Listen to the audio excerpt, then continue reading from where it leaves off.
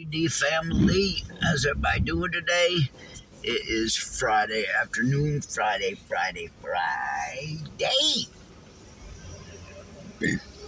Shout out to all my peoples, all my ADDNs, anyone and everyone that watches, supports, like, comment, subscribe, share, any of that. Hit the like button, please. Thanks for coming. Thanks for entertaining yourself and me. So we're going to chop it up. We're going to go a little different this time. I often listen to other people's videos and it will bring me back. So the discussion, which is relative to me, is religion in jail, religion while locked up. I've seen and been around a lot. I've been locked up a lot in my life. As I discussed, I've spent 5 years incarcerated. Think about that. That's a huge portion of time of your life that you'll never get back. So all the places that I've been, they're always same kind of people. You've got your average, what have you. You've got, and I've come to find this amongst all the different places I was in. You've got bullies. You've got guys that are timid, weak, scared to fight. You've got guys that were somewhat religious. You got guys that are more religious. You got your average religious. And you've got your super overdoing it religious. Okay? There is such a thing. So there was one thing in common between all your super religious people. I was what you would say, I guess, your average religious. There's not everyone in there's religious, so let me break down the facts. There's a portion of the dorm and people you're in that will go to church, they'll read the Bible. I was admittedly one of those little bitches. I would get locked up and I would turn to God. It just is what it is. I would feel I could be more helpful if I'm more honest and open. So every time I ever got locked up, I'm shameful to say, I ran to the Bible. It was at those times that most people fall to their knees and ask for God for forgiveness and all that. It's common. I'm not alone. So I was on your average scale, but there's on your super dupers and your lower level. Your super duper religious people all had one thing in common, and that was they were all predators, all sexual deviants. I don't know why, and there again, I'm a man of God, so I feel I can touch on this and maybe, say it how it is, how it really is, what it's really like. What it is really like is guys that, and I don't know about women, have all ever been locked up, obviously been with men.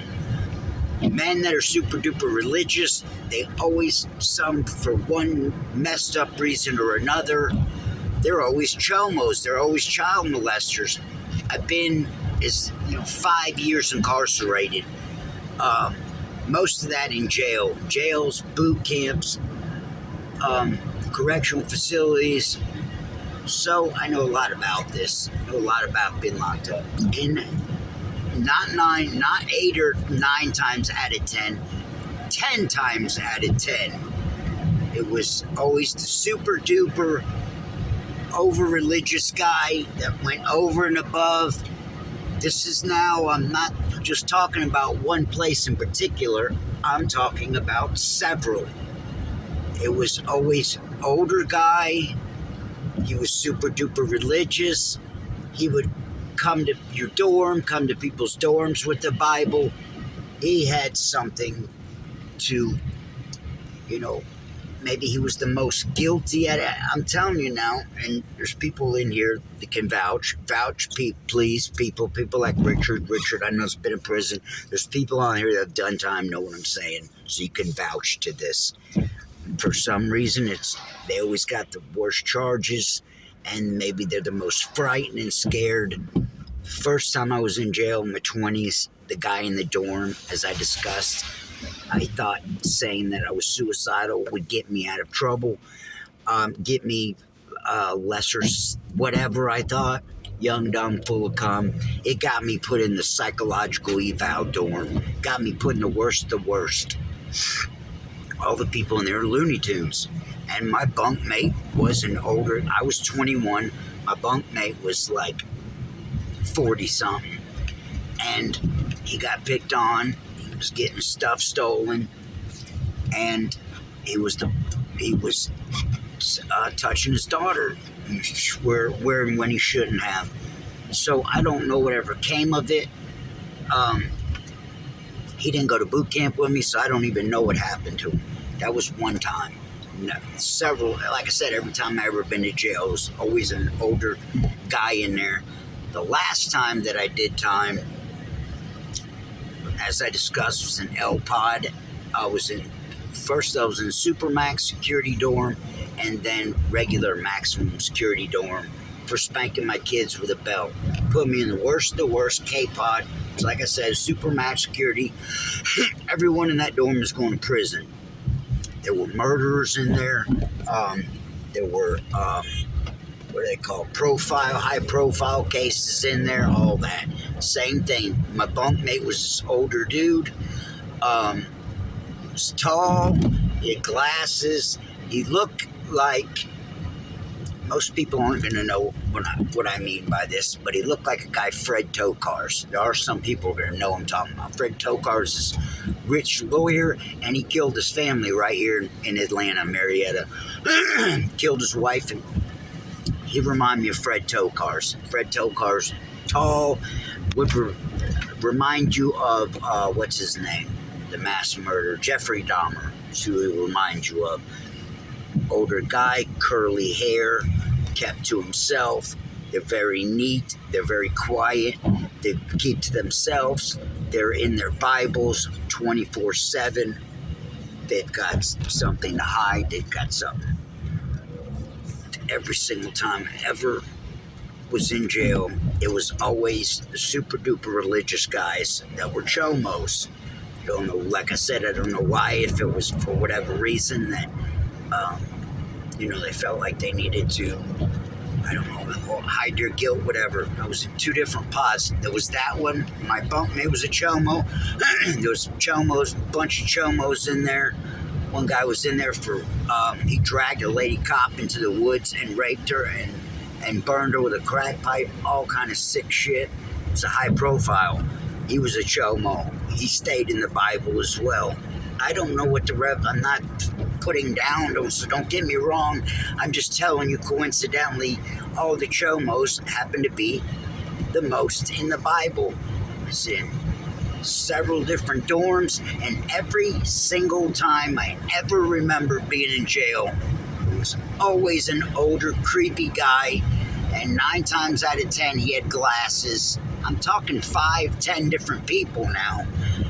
Glasses, white male, tall, older, every time. Like I said, they all had the same, for some reason, they had the same whatever. Like I said, makeup or how descriptive, how you describe a person. Always had tall, curly hair, glasses, weirdo, just a weirdo looking. There were a lot of dudes in there that, they would lie, and sometimes you'd find out their charges. A lot of times you wouldn't. And every now and then one would get beat up. He would all the times be getting smacked in the head. He would get robbed, and same what I'm saying. This was the same description of him and how people treated him in every single dorm that I was in. and they all stayed in the Bible. They were super duper religious. And another dorm I was in, it was a younger kid. That was a, I can't, who's to say he's a chomo? Kid was in his 20s, right? Middle, late 20s, maybe 24, 25. I don't know the circumstance. He claims he was a year or two difference. That's, and nothing to, that's no big deal in my eyes. You tell me what, you're talking 2 years. That's not really rape, if you're 16, 17, you date a girl, you're 16 and you're 18, you're not a chomo. Come on now. But I couldn't tell with this kid because, like I say, he was in his 20s. So it's hard to call a 20-year-old a chomo, Girl could have been, for what he was saying, 17, 18. And he was super duper religious. Curly hair, but he didn't have glasses. He was tall, curly hair, weird guy. Major church going in your room all day, every day with the Bible, doing Bible studies 24/7. And I was in there together, and all the way up to the bitter end. So right before I got out, this kid had been in jail for a year plus, waiting on his sentencing. Right. Super, like I said, super duper in the church. Super duper in the church. He was fearful for his life, whatever. He went to church. He went to court at the end of this is right before I went home. Been there 6 months. Like I said, church every day, all day. Eat, sleeping, and poop, church. He went to court. He got charges. They gave him 10 years to the dorm. Kid come in the dorm, went straight to his room, and never came out. I think it was 2 weeks maybe before I left. Maybe it was a week or so before I left. It was soon. I was real close before I left, and he didn't come out of his room for a week plus, unless he was made to come out. Sometimes you're made to come out. A lot of times you're made to come out. You got to get out, stand by your room, stand in attention. When they come in, they do rounds twice, 4 times a day. You and your bunkmate have to stand outside your door. Besides that, you're locked in a room. You're out of your room about 6 hours if you're lucky, max a day. And the kid comes in and goes straight for his room, gets in, and that was it. No more Bible, no more God. He wrapped it up over that. So I hope to get some of that kind of stuff out to any of you youngsters, kids. Let your nieces and nephews know this kind of shit. I've seen a lot of crazy shit like that, unfortunately, several times. Where it's debatable, it's right. If you're 17, 18, and the girl's, say, 16, 17, and you piss her off, or her parents find out, and they call, you hear about all these cases of people getting wrongfully accused. It's scary. It's always been scary. It wasn't that scary in my days, but we all have heard stories like that, to that nature. Well, like I said, I've done a lot of jail time, and I've met and seen and known a lot of chomos, a lot of weirdos. I've gotten in a lot of these weirdos' heads, trying to understand people, figure them out, know what to identify, what to look for. You see what I'm saying? Like, I would mentally observe these people, these sorry fucks, the more you know, the more you can protect your loved ones. So there's a lot of sick people out there, and unfortunately a lot of them hide behind God, hide behind the Bible. So fair enough. I hope that helps somebody. I hope that shines the right light on these kind of topics. I've seen and met a lot of chomos, and I wasn't really wanting to stir no shit. I believe they deserve what they got coming to them, but I was never the kind of guy that once I'm locked up, I'm really not looking for fight. I will fight. I'm not scared, but when you're in the jail, you're being observed, you're being all that. So I got in a fight this last time I was in jail 10 years ago. I got in a couple of fights, several fights actually, but the first time I was in, I got in a fight and got my rib broke. So I made the guy come to my dorm. So this is on camera. Well, when you go to court, what you've done, you haven't done, it weighs heavily. If you got to keep your nose clean while you're in the jail. You see what I'm saying? You get in a fight and you have like violent charge. I had violent charges, spanking my kids with the belt. It's violent, high, and aggravated. It's a serious crime. They look at it, like damn near murder. So I have violent charges. So if I get violent, have violent anything while I'm in the jail, they're going to throw the book at me when I go to court. See what I'm saying? You might be in there for robbery. Get caught stealing somebody's shit while you're in the jail. The judge is going to throw the book at you. See what I'm saying? So I always tried not to unless I had to. So that's what it is. What do you do? Be careful. It could be you. I've, had come up on circumstances and been in the wrong place at the wrong time more times than I can count. And more times than I can count. And when I say I have videos on pins and needles, I've crawled away from, I can't even count and tell you all at one time how many times I've skated away. Look at some of the older videos. I've been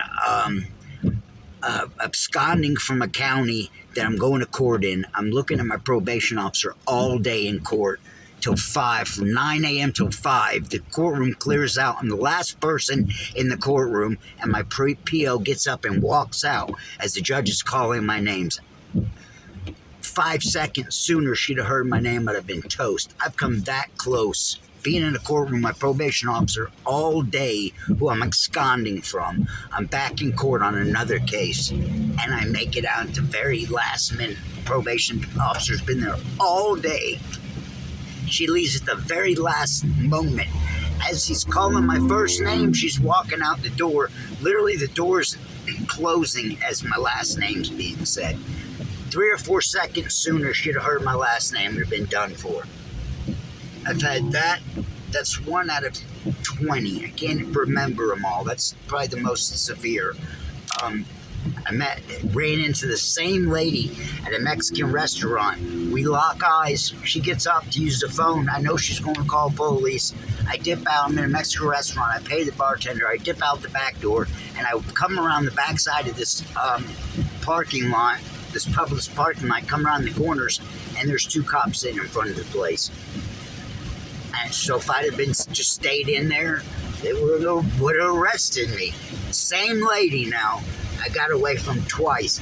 That's 2 out of, I couldn't even keep up with how many times I've gotten by. But thank God, best believe what I have and some of the stuff that I haven't done and stuff that I haven't done to other people. Everything comes back to you, good, bad, or indifferent. See what I'm saying? So I've always tried to have a good heart with things.